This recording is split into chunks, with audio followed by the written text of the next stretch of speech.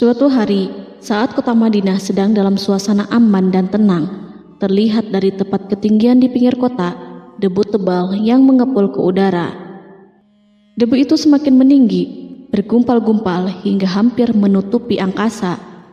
Angin yang bertiup menyebabkan gumpalan debu dari butiran pasir Sahara yang lembut dan terbang menghampiri pintu-pintu rumah di Madinah dan berhembus dengan kuatnya di jalan-jalan. Orang-orang menyangka ada badai yang menyapu dan menerbangkan pasir, tetapi kemudian dari balik tirai debu itu mereka mendengar terbesit kabar tentang kedatangan kafilah besar yang panjang. Tak lama kemudian 700 kendaraan yang syarat dengan muatannya memenuhi jalan-jalan dan mengguncang Madinah. Orang-orang saling memanggil dan mengajak sesamanya untuk menyaksikan keramaian ini, serta turut bergembira atas kedatangan harta dan rezeki yang dibawa kafilah itu. Ummul Mukminin Aisyah ketika itu mendengar suara hiruk-pikuk kafilah yang bergerak maju, bertanya, apakah yang terjadi di kota Madinah? Ada yang menjawab, kafilah Abdurrahman bin Auf baru datang dari Syam membawa barang-barang dagangannya. Jadi kafilah itu yang telah menyebabkan semua guncangan ini? Tanya Ummul Mukminin. Benar, wahai Ummul Mukminin. Jumlahnya 700 kendaraan. Ummul Mukminin menggeleng-gelengkan kepala. Pandangannya menerawang jauh seolah-olah sedang mengingat-ingat peristiwa yang pernah dilihat atau ucapan yang pernah didengarnya. Kemudian ia berkata, aku pernah mendengar Rasulullah bersabda, aku melihat Abdurrahman bin Auf masuk surga dengan merangkak. Abdurrahman bin Auf masuk surga dengan merangkak? Mengapa ia tidak memasukinya dengan melompat atau lari-lari kecil bersama angkatan pertama para sahabat Rasulullah? Sebagian sahabat menyampaikan cerita Aisyah kepadanya, maka ia pun teringat telah mendengarkan hadis dari Nabi lebih dari satu kali dan dengan redaksi yang berbeda-beda. Sebelum tali-tali pengikat perniagaannya dilepas, Abdurrahman melangkahkan kakinya ke rumah Aisyah lalu berkata kepadanya, engkau telah mengingatkanku suatu hadis yang tidak pernah kulupakan, maka saksikanlah bahwa kafilah ini dengan semua muatannya beserta kendaraan dan perlengkapannya aku persembahkan di jalan Allah. Seluruh muatan 700 kendaraan itu dibagi-bagikan sebagai perbuatan baik yang agung. Peristiwa yang satu ini saja sudah cukup untuk mengukir sebuah gambaran yang sempurna tentang kehidupan sahabat Rasulullah Abdurrahman bin Auf. Dialah saudagar sukses yang lebih sukses daripada kesuksesan yang pernah ada. Dia merupakan orang kaya dengan kekayaan yang melimpah ruah. Dia adalah seorang mukmin yang bijaksana yang tidak ingin bagian dari keuntungan agamanya hilang begitu saja dan tidak sudi kekayaannya membuat dirinya tertinggal dari kafilah iman dan pahala surga. Untuk itu, ia mendermakan harta kekayaannya dengan kemurahan hati dan kesadaran nurani. Sebelum saya melanjutkan kisahnya, dimohon kepada pemirsa untuk menonton video ini sampai selesai, serta mohon dukung channel ini supaya semakin berkembang dengan cara like serta berikan komen positifnya. Semoga dukungan pemirsa menjadi pahala dan dimudahkan segala urusan pemirsa di dunia dan akhirat. Bismillahirrohmanirrohim. Abdurrahman bin Auf adalah seorang dari 8 orang yang lebih awal masuk Islam. Abu Bakar datang kepadanya menyampaikan Islam, termasuk kepada Utsman bin Affan. Abdurrahman bin Auf telah memasuki Islam pada permulaan dakwah, yakni sebelum Rasulullah memasuki Darul Arqam dan menjadikannya sebagai tempat pertemuan dengan para sahabatnya yang beriman. Tidak ada persoalan yang tertutup bagi mereka dan tiada keraguan yang menjadi penghalang. Bahkan mereka segera bersama Abu Bakar As-Siddiq menemui Rasulullah untuk menyatakan baiat dan memikul bendera Islam. Sejak menganut Islam sampai berpulang ke rahmatullah dalam usia 75 tahun, ia selalu menjadi teladan yang cemerlang sebagai seorang mukmin yang besar. Hal ini menyebabkan Nabi memasukkannya dalam 10 orang yang telah diberi kabar gembira sebagai ahli surga. Umar mengangkatnya sebagai anggota majelis syuro yang terdiri dari 6 orang yang merupakan calon khalifah yang akan dipilihnya sebagai penggantinya. Cepatnya Abdurrahman masuk Islam telah menyebabkan dirinya harus mengalami penganiayaan dan penindasan dari Quraisy. Ketika Nabi memerintahkan para sahabatnya hijrah ke Habasyah, Abdurrahman bin Auf pun ikut berhijrah. Kemudian ia kembali lagi ke Mekah, lalu hijrah untuk kali keduanya ke Habasyah, dan selanjutnya hijrah ke Madinah. Keuntungannya dalam perniagaan sangatlah besar, hingga mencapai batas yang membuat dirinya merasa takjub dan heran, sehingga ia berkata, "Sungguh aku melihat diriku ini, seandainya mengangkat batu, niscaya aku temukan emas dan perak di bawahnya." Perniagaan bagi Abdurrahman bin Auf bukanlah jenis perdagangan yang tercela maupun monopoli. Bahkan ia sendiri bukanlah orang yang berlomba-lomba untuk mengumpulkan harta atas dorongan agar menjadi orang kaya. Sekali-kali bukan itu, melainkan suatu amal dan kewajiban yang keberhasilannya akan menambah kedekatan jiwa kepada Allah dan berkorban di jalannya. Abdurrahman bin Auf adalah seorang yang kuat emosi jiwanya, di mana ia menemukan kepuasan emosinya itu dalam amal yang mulia. Apabila ia tidak sedang sholat di masjid dan tidak sedang berjihad dalam peperangan, ia pasti sedang mengurus perniagaannya yang berkembang pesat. Sehingga kafilah-kafilah dari Mesir dan Syria membawa ke Madinah barang-barang muatan yang dapat memenuhi kebutuhan seluruh jazirah Arab, baik pakaian maupun makanan. Yang menunjukkan kepada kita bahwa seorang yang kuat emosi jiwanya adalah ketika kaum muslimin hijrah ke Madinah. Rasulullah pada waktu itu menerapkan aturan untuk mempersaudarakan 2 orang sahabat, salah seorang dari muhajirin warga Mekah dan yang lainnya dari Ansor penduduk Madinah. Persaudaraan ini berjalan dengan sempurna hingga membuat hati terpesona. Orang-orang Ansor yang merupakan penduduk asli Madinah membagi seluruh kekayaan miliknya menjadi 2 dengan saudaranya dari kalangan muhajirin. Bahkan istri pun direlakannya. Ketika itu Rasulullah mempersaudarakan antara Abdurrahman bin Auf dengan Sa'ad bin Rabi. Sa'ad bin Rabi berkata kepada Abdurrahman, "Saudaraku, aku adalah penduduk Madinah yang paling banyak harta. Silahkan pilih separuh hartaku dan ambillah. Aku juga mempunyai 2 istri. Perhatikanlah yang lebih menarik hatimu, dan aku akan menceraikannya sehingga engkau dapat memperistri dirinya." Abdurrahman bin Auf pun menjawab, "Semoga Allah memberkahi dirimu dalam istri dan hartamu. Tunjukkanlah kepadaku letak pasar." Abdurrahman pergi ke pasar. Ia berjual beli di sana dan mendapatkan keuntungan. Kehidupan Abdurrahman bin Auf di Madinah, baik semasa Rasulullah maupun sepeninggalnya beliau, selalu ditunaikannya dengan sempurna untuk memenuhi hak agama dan beramal di dunia. Perniagaannya sukses dan menguntungkan. Seperti diungkapkannya sendiri bahwa seandainya ia mengangkat batu dari tempatnya, pasti ia akan mendapatkan emas dan perak di bawahnya. Salah satu faktor yang membuat perniagaannya berhasil dan mendapatkan berkah adalah karena ia sangat selektif untuk berniaga yang halal dan benar-benar menjauhkan diri dari segala bentuk jual beli yang haram, bahkan yang syubhat sekalipun. Selain itu, faktor yang menambah kejayaan dan keberkahannya adalah labanya yang bukan untuk Abdurrahman sendiri, melainkan di dalamnya terdapat bagian Allah yang ia penuhi dengan baik.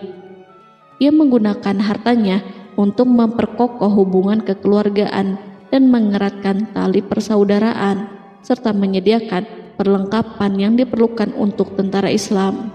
Bila total perniagaan dan kekayaan yang lainnya ditambahkan keuntungan yang diperolehnya dihitung, jumlah kekayaan Abdurrahman bin Auf itu dapat diperkirakan dengan memperhatikan jumlah yang dibelanjakannya di jalan Allah.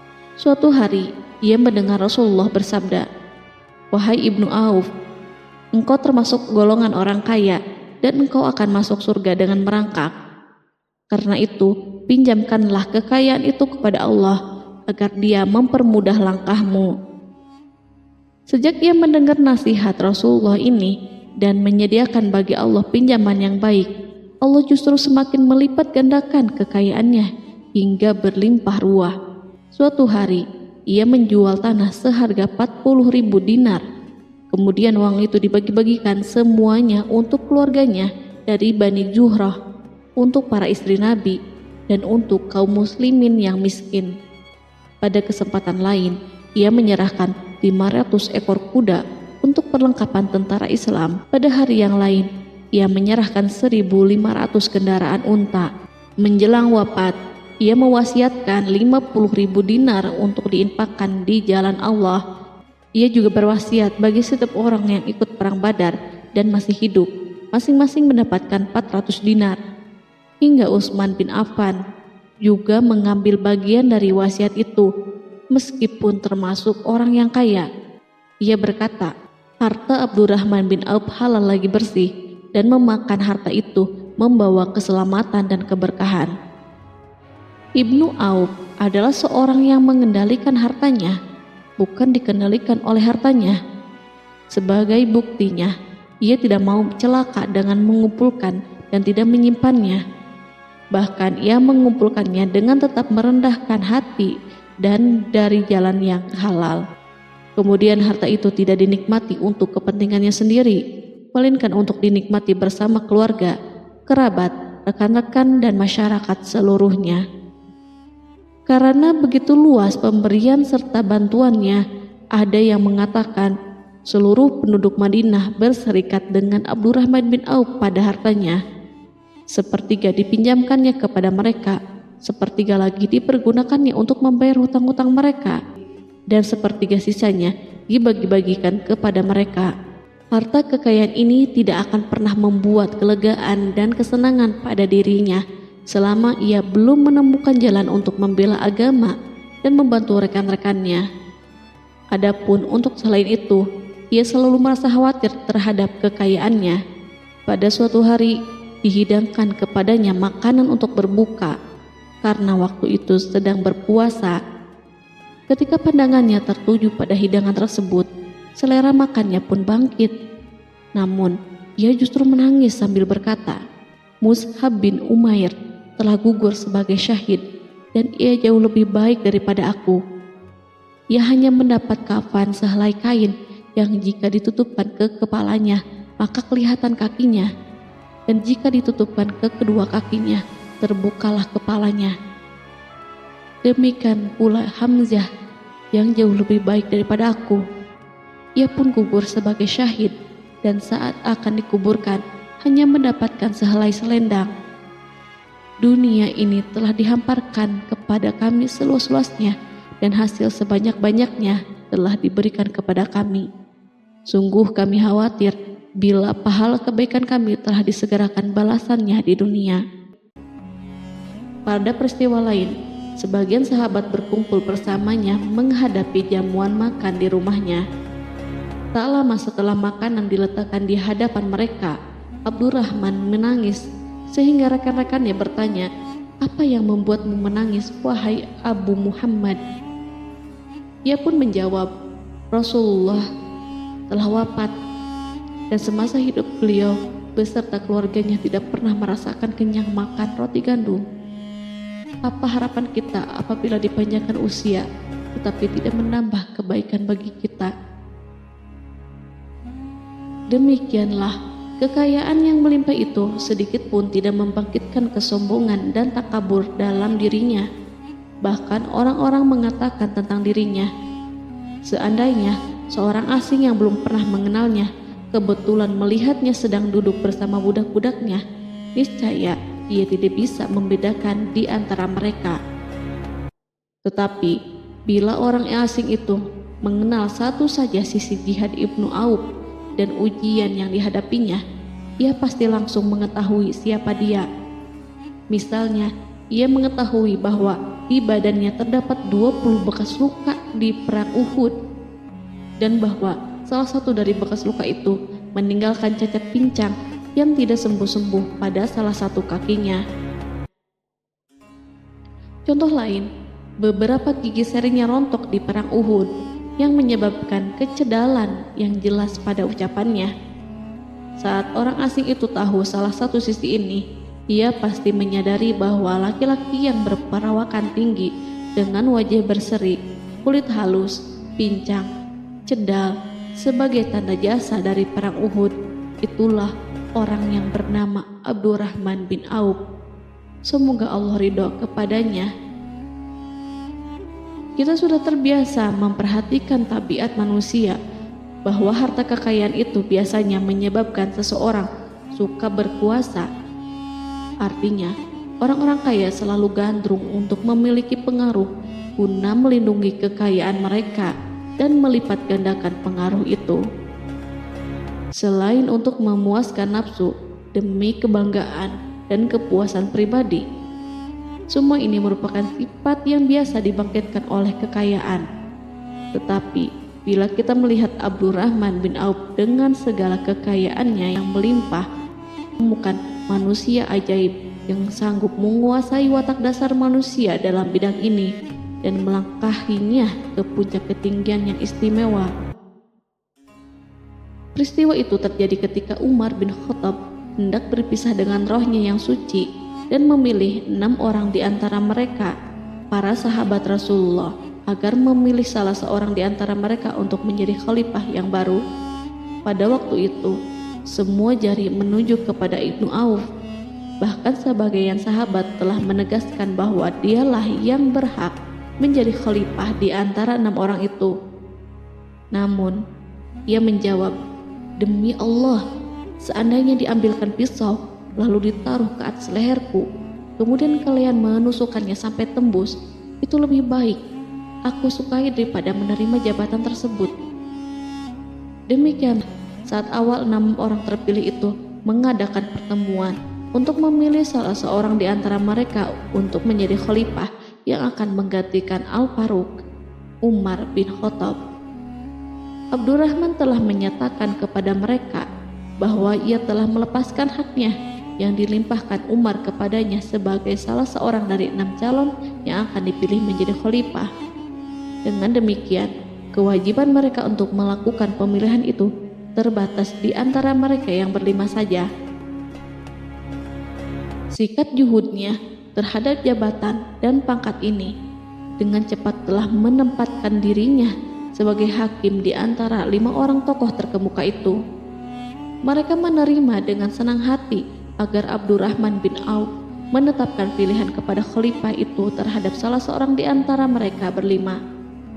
Ali mengatakan, "Aku pernah mendengar Rasulullah menyifatimu bahwa engkau adalah orang yang dipercaya oleh penduduk langit dan dipercaya pula oleh penduduk bumi." Ibnu Auf akhirnya memilih Utsman bin Affan untuk jabatan khalifah dan lainnya pun menyetujui pilihannya. Itulah hakikat seorang laki-laki yang kaya raya dalam Islam. Apakah Anda telah memperhatikan bagaimana Islam telah mengangkat dirinya jauh di atas kekayaan dengan segala godaan dan penyesatannya itu, dan bagaimana ia menempa kepribadiannya dengan sebaik-baiknya? Pada tahun 32 Hijriah, tubuhnya berpisah dengan roh. Ummul Mukminin Aisyah memberinya kemuliaan khusus yang tidak diberikan kepada orang lain dengan memberikan usulan kepadanya ketika ia masih terbaring di ranjang menuju kematian agar bersedia dikuburkan di pekarangan rumahnya berdekatan dengan Rasulullah, Abu Bakar, dan Umar. Namun ia memang seorang muslim yang telah dididik Islam dengan sebaik-baiknya, sehingga merasa malu bila dirinya diangkat dan disandingkan dalam kedudukan tersebut. Selain itu, ia telah membuat janji dan ikrar yang kuat dengan Utsman bin Maz'un, yakni jika salah seorang di antara mereka meninggal sesudah yang lain, hendaklah ia dikuburkan di dekat sahabatnya itu. Saat rohnya bersiap-siap memulai perjalanan yang baru, air matanya meleleh, sedangkan lidahnya bergerak-gerak mengucapkan kata-kata, "Aku khawatir dipisahkan dari sahabat-sahabatku karena kekayaanku yang melimpah ruah." Namun, ketenangan dari Allah segera menyelimutinya. Lalu senyuman tipis menghiasi wajahnya disebabkan sukacita yang memberi cahaya dan kebahagiaan yang menenteramkan jiwa. Ia memasang telinganya untuk menangkap sesuatu, seolah-olah ada suara yang lembut merdu yang datang mendekat. Ia sedang mengenang kebenaran sabda Rasulullah yang pernah beliau ucapkan, Abdurrahman bin Auf di dalam surga. Ia barangkali juga sedang mendengarkan janji Allah dalam kitabnya. Orang yang menginfakkan hartanya di jalan Allah, kemudian tidak mengiringi apa yang diinfakkan itu dengan menyebut-nyebut dan menyakiti perasaan penerima, maka memperoleh pahala di sisi Rabb mereka. Tidak ada rasa takut pada mereka dan mereka tidak bersedih hati. Quran Surat Al-Baqarah ayat 262.